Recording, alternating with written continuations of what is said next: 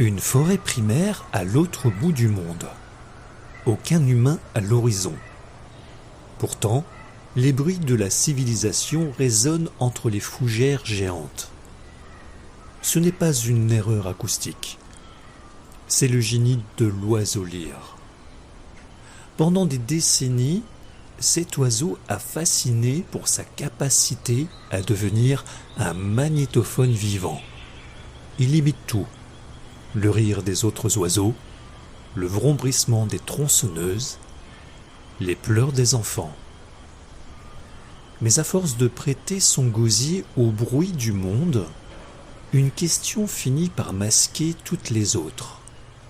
Existe-t-il un chant originel, une signature qui n'appartient qu'à lui? Derrière ces masques de son, quelle est sa véritable voix?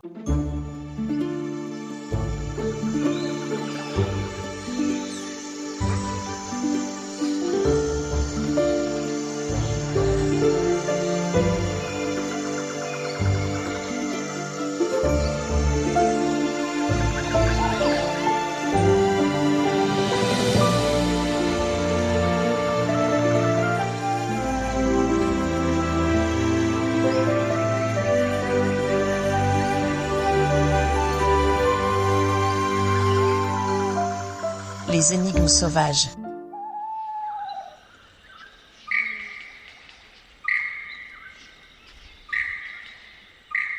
Ce que l'on entend ici, c'est le logiciel de base de l'oiseau lyre, sa voix originelle.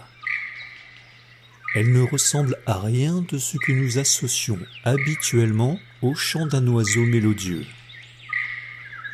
C'est une série de sifflements puissants, presque électriques, et de claquements rythmiques qui rappellent des sons de science-fiction des années 80.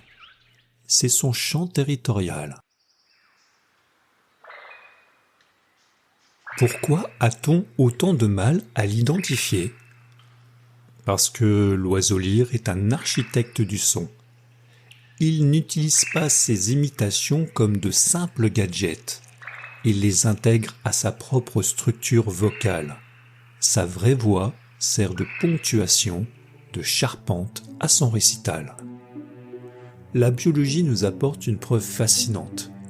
Même les individus nés en captivité, n'ayant jamais entendu de bruit extérieur, finissent par produire ces sifflements et ces cliquetis laser. C'est un véritable génétique, une mélodie gravée dans l'ADN avant même l'éclosion de l'œuf. La prochaine fois qu'un son étrange résonnera dans le lointain, il faudra tendre l'oreille. Entre deux échos du monde, c'est peut-être la note originelle de l'oiseau lyre que l'on perçoit. Un sifflement pur, vestige d'une identité qui n'a besoin de personne pour exister.